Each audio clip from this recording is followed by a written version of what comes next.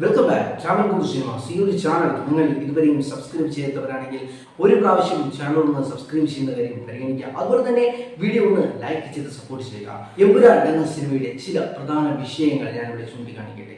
എമ്പുരാൻ എന്ന് പറയുന്ന സിനിമ കേരളക്കരയാകെ പുകഞ്ഞുകൊണ്ട് നിൽക്കുകയാണ്.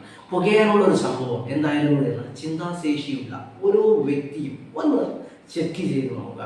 അപ്പോൾ നമുക്ക് സംഭവിച്ച ഒരു കാര്യത്തിന്റെ സത്യം അറിയാൻ വളരെ ഈസിയാണ്. അതുകൊണ്ട് സത്യം അറിയാൻ ശ്രമിക്കുക. എന്തുകൊണ്ടാണ് പ്രശ്നമായത്, എന്തുകൊണ്ടാണ് ഈ ഒരു സിനിമ വിവാദത്തിലോട്ട് പോയിക്കൊണ്ടിരിക്കുന്നത്? അതായത് സിനിമയുടെ പ്രധാന സ്റ്റോറി എന്ന് പറയുന്നത് ഈ ഒരു സിനിമയിൽ കാണിക്കുന്ന ചില ഭാഗങ്ങൾ ഗുജറാത്ത് സ്റ്റോറിയുമായിട്ട് ബന്ധപ്പെട്ട ചില കാര്യങ്ങളാണ്.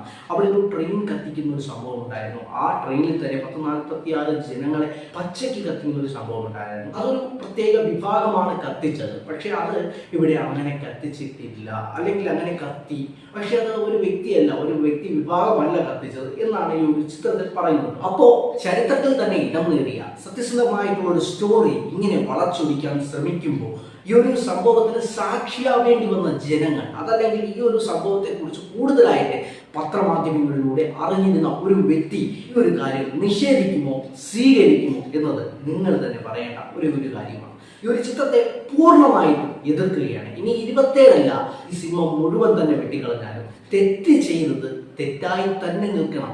ആ ഒരു തെറ്റ് ഈ ഒരു സിനിമയുടെ അണിയറ പ്രവർത്തകർക്ക് മനസ്സിലായതുകൊണ്ടാണ് ആ ഒരു തെറ്റ് തിരുത്തണം എന്ന് വിചാരിച്ചത്. പക്ഷെ ഈ ഒരു തെറ്റ് തിരുത്തിക്കൊണ്ട് നിങ്ങൾ പ്രചരിപ്പിച്ച കള്ളം അത് കള്ളമല്ലാതാവുന്നില്ല, കള്ളമായിട്ട് തന്നെ ജനങ്ങളുടെ മനസ്സിൽ അങ്ങനെ തന്നെ നിൽക്കും.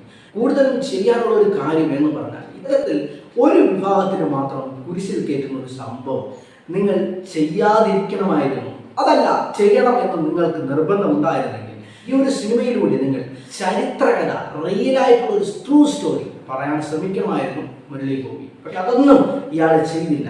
ആരെയൊക്കെയോ സുഖിപ്പിക്കാൻ വേണ്ടി, ആരെയൊക്കെയോ വെള്ളപൂശാൻ വേണ്ടി ഇയാൾ ഏവരെയൊക്കെയോ മൂട് താങ്ങിക്കൊടുത്തു എന്നാണ് ഈ ഒരു ചിത്രം കണ്ട ഏതൊരു വ്യക്തിക്കും മനസ്സിലാവുന്ന ഒരു കാര്യം എന്ന് പറയുന്നത്. ഈ ഒരു ചിത്രം കാണുന്നതും കാണാതിരിക്കുന്നതും ഓരോ വ്യക്തികളുടെയും സ്വാതന്ത്ര്യമാണ്.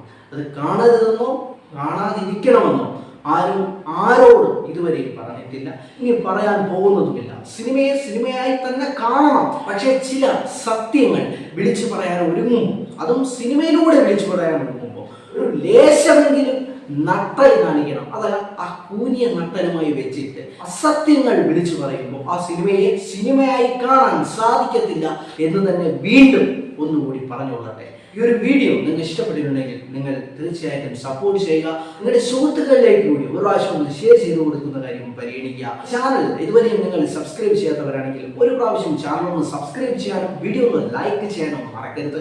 അടുത്ത നല്ലൊരു വീഡിയോ ആയിട്ട് കാണാം. Good bye.